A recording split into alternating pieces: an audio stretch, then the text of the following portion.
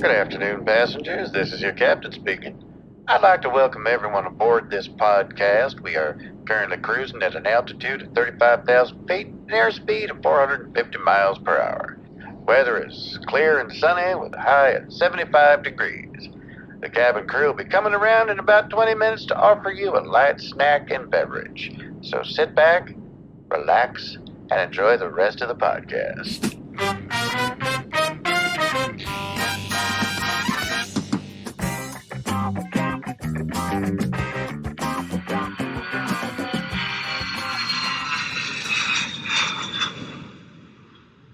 Hello, everybody, and welcome aboard Pilot Error. I'm Tom Feeney, writer for Wang's Chop Movie Magazine. You may know me from such podcasts as the Deep Dive Podcast, the Deep Dive Microcast, and Mysteries of the Deep. Not to be confused with Deep Dive Fried Chicken restaurants or Deep Dive Bail Bonds. This is Pilot Error, where we look at TV shows that never made it past their first episode.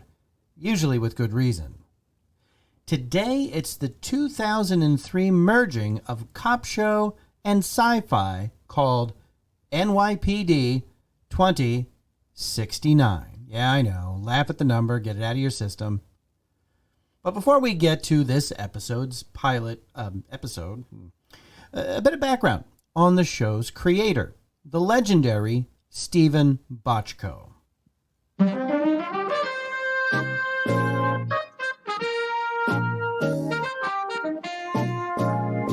Bochco began his career in the early 1970s as a writer for Universal Pictures.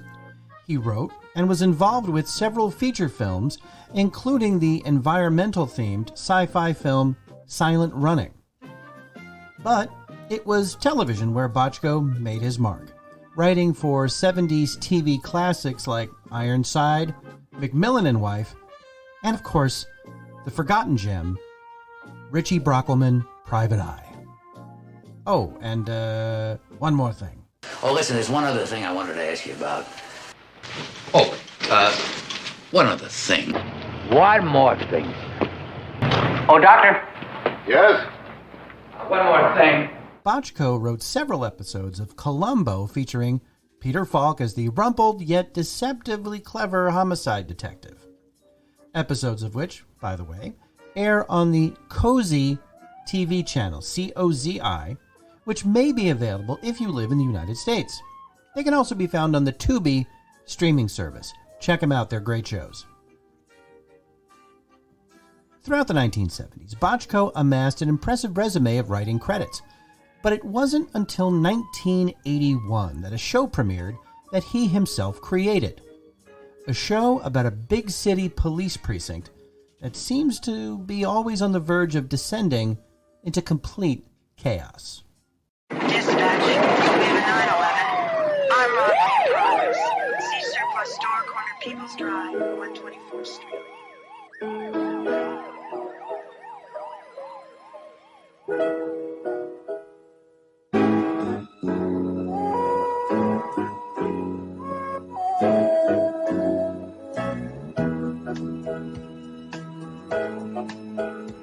Hill Street Blues was by no means a smash hit right out of the gate. The show got shuffled around NBC's primetime schedule several times, and the show's ratings were in the toilet. However, the show had a champion, a really important one. 32-year-old Brandon Tartikoff became the youngest president of a major television network when he took over programming for NBC in 1981. At the time, NBC's ratings were dismal, third place behind ABC and CBS. Tartikoff was one of the first TV executives to actually have grown up watching television, and he had a plan. Find good shows, put them on the air, and let the audience find them. Sounds simple, right? But some shows take time to become successful and find their niche. Tartikoff was willing to do that with shows like Hill Street Blues, and it worked. Ratings improved, and critical acclaim from reviewers who were willing to advocate for the show also helped drive viewership. Hill Street Blues went from being number 87 in the Nielsen ratings for its first season to being in the top 30 for most of the show's 7-season run. Tartikoff was able to turn NBC's fortunes around, shepherding other hits like The Cosby Show, Family Ties, Seinfeld, and a show that was the result of a 2-word memo from Tartikoff. MTV Cops.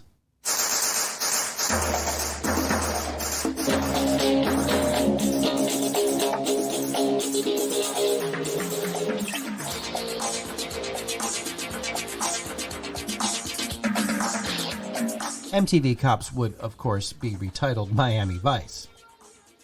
Over the decades since television was first broadcast across the land, there have been 3 genres of shows you can always count on being there: cop shows, doctor shows, and legal shows. Oddly, the same 3 professions the rest of us would rather not have to deal with ever. Stephen Bochco brought us his version of the police drama. His next hit tackled another of the 3.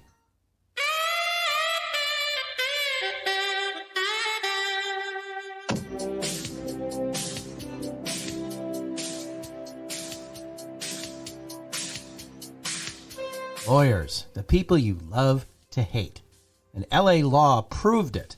Viewers just loved watching the literal trials and tribulations of the lawyers at a Los Angeles law firm. It had a large ensemble cast, lots of soap opera-y personal storylines, and tackled the issues of the time. LA Law ran for 8 seasons, from 1986 to 1994, and a continuation of the show is being planned at ABC, with several original cast members returning. Okay, so we've got ourselves a cop show and a legal drama. Can we go for the trifecta? Oh, yes, we can.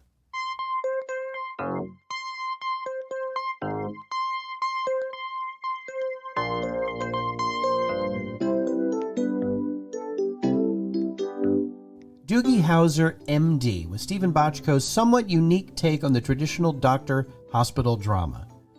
It centered on 16-year-old Douglas Howser, played by the great Neil Patrick Harris. Douglas, or Doogie, was a child prodigy who wanted to follow in his father's footsteps and become a doctor. After finishing medical school at the ripe old age of 14, Doogie is now a second-year resident at a Los Angeles hospital and lives with his parents and tries to manage being a teenager along with being a physician. As the show once put it, he can't buy beer, but he can prescribe drugs.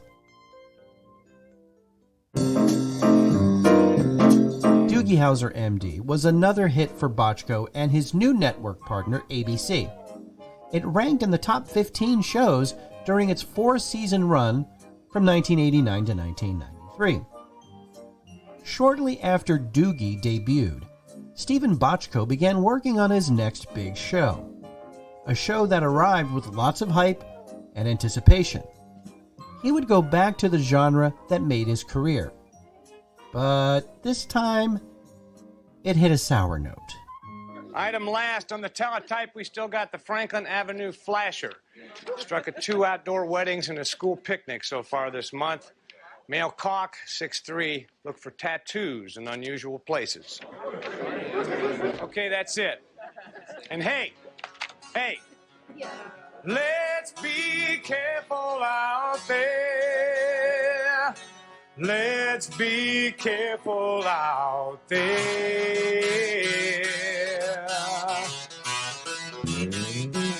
We had a 187 at the 7-Eleven on the corner of 4th and Main.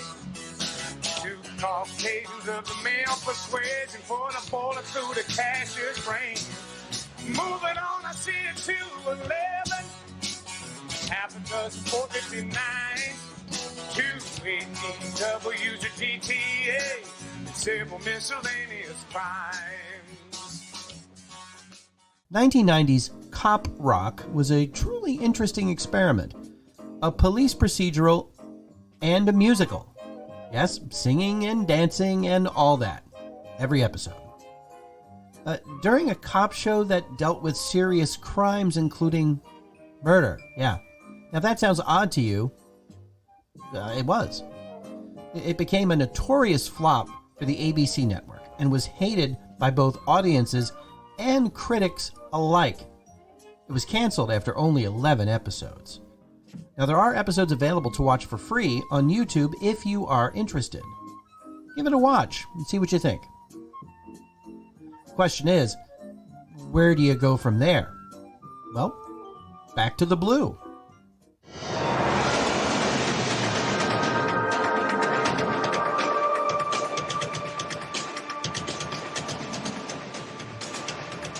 In 1993, Bochco bounced back with another new take on the cop show, NYPD Blue. The show was a darker, grittier look at the lives of police and their families. It pushed the boundaries of acceptable language and nudity on broadcast television. And it was also a huge hit for ABC, lasting 12 seasons. Bochco was back on top.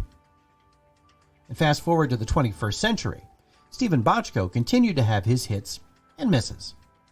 Other cop shows, other legal shows, and other medical shows came and went. But Bochco was someone who, on occasion, liked to subvert expectations, as he did with Cop Rock. That is, finally, where our journey leads us.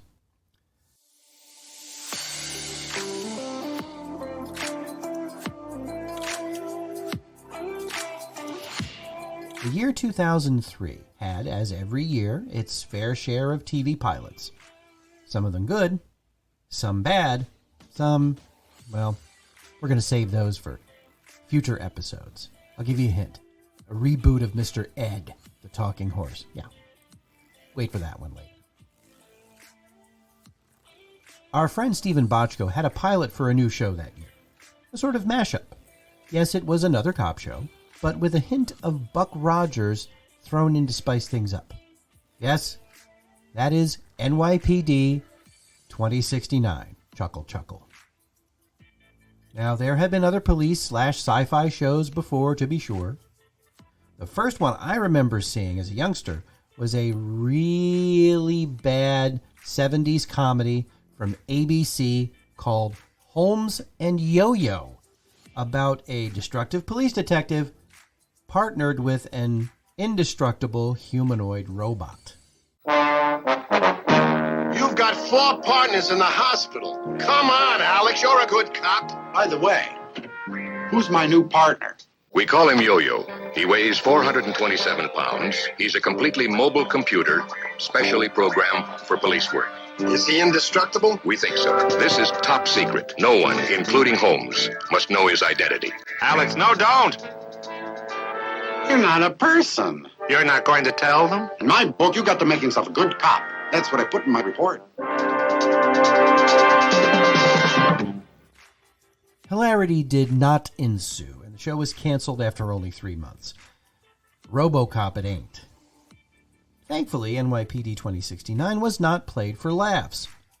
The premise introduces us to New York cop Alex Franco, living and working in 2003. Franco is working a murder case when the wealthy prime suspect arranges for Detective Franco to have an accident, one that leaves him in a vegetative state.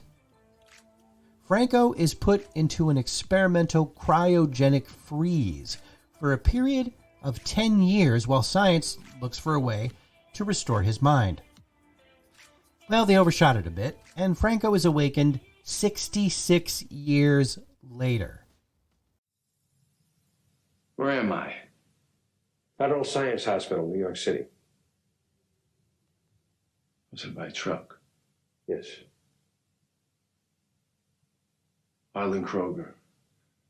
Listen to me, this guy, Harlan Kroger, he set me up. I saw him. Look, you have to listen to me. Listen to me. I need a phone. I need to get a hold of my partner. Look, right now. I'm going to give it to you straight, so you have to listen to me. Look, I need a phone. But when you were hit by that truck, you went into a coma.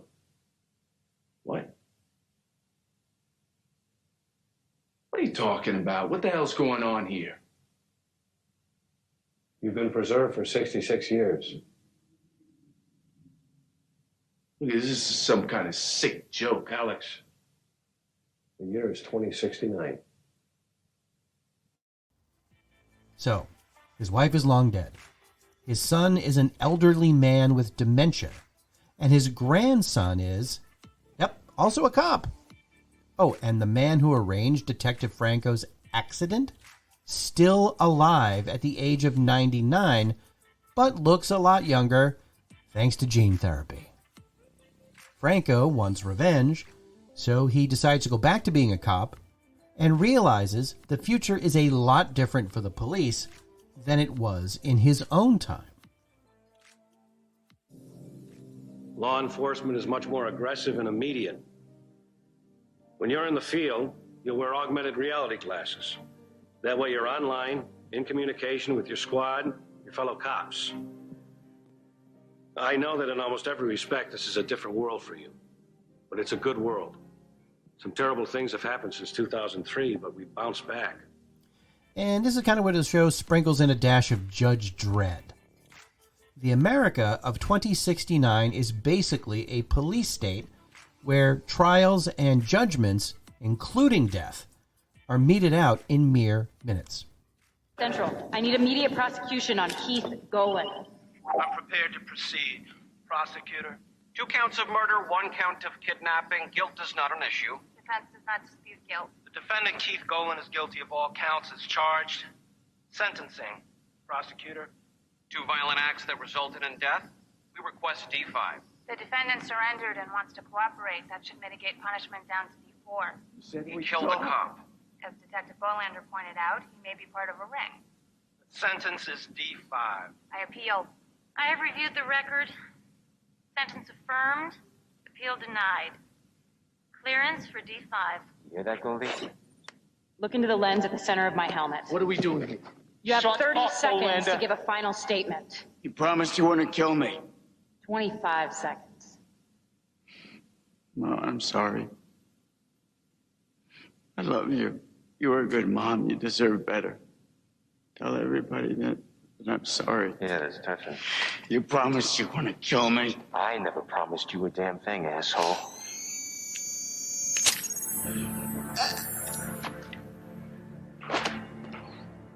Piece of garbage. NYPD 2069 did have some pretty prescient ideas when it came to technology. Augmented reality, autonomous drones, voice-activated home automation, even walls that change color on command. Now, of course, Franco has to team up with his cop grandson, you knew that was coming, to finally get his revenge on the man who ruined his life. Boom. Now, I saw the pilot about a decade ago, and at the time, thought it was fairly decent. I rewatched it again for this podcast and realized why many of these sorts of hybrid, mixed genre shows don't work. They have a fear of commitment. NYPD 2069 doesn't know if it wants to be a cop show, a science fiction show, or a fish out of water tale. It winds up doing a lackluster job at all three. It had potential, but it wound up looking and feeling like a lot of shows of the early 2000s. NYPD 2069 had the bones of a good series, but no one's heart really seemed to be in the production. The cast, with the exception of the always compelling Giancarlo Esposito, were about as interesting as a timeshare presentation.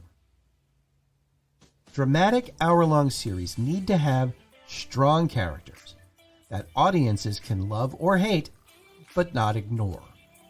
You can't expect fancy special effects to do the heavy lifting.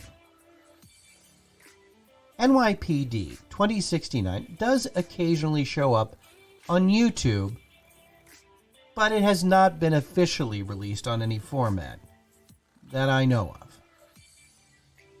What about Stephen Bochco? His last hit series was Murder in the First, a series that followed a single case throughout an entire season. It ran from 2014 to 2016. Sadly, Bochco passed away in 2018 after a 4-year battle with leukemia.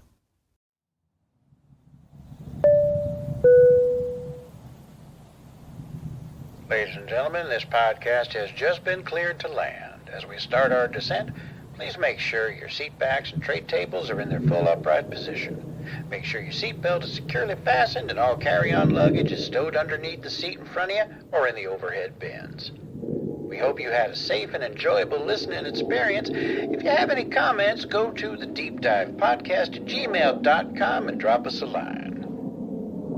Any clips used in the podcast are meant for educational purposes only and not to infringe on any existing copyrights.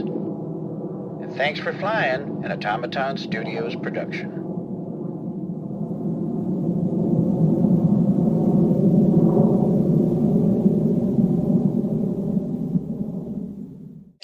Hey,